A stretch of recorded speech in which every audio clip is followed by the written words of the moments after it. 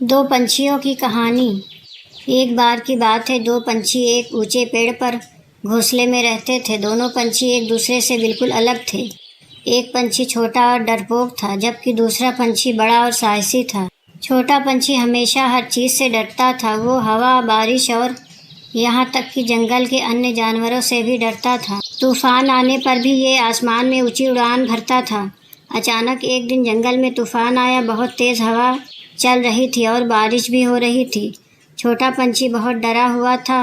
वो घोंसले के एक कोने में डर कर बैठ गया।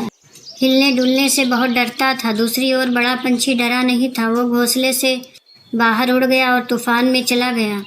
बड़ा पंछी हवा पर सवार होकर आकाश में ऊंचा उड़ गया। वो बहुत ही खुश था।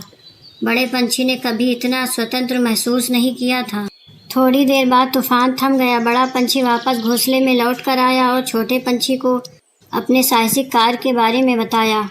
छोटा पंछी चकित रह गया। उसने कभी सोचा भी नहीं था कि तूफान में उड़ना इतना मज़ेदार हो सकता है। छोटे पंछी ने बड़े पंछी से उसे तूफान में उड़ना सिखाने को कहा।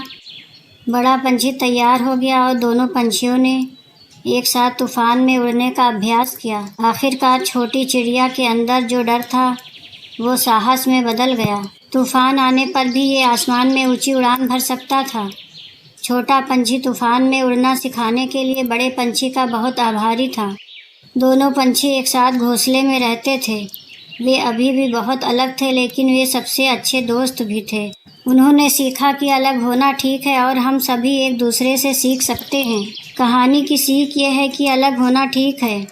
हम सभी को इस बात पर गर्व होना चाहिए कि हम कौन हैं और हमें दूसरों में अंतर की सराहना करना सीखना चाहिए।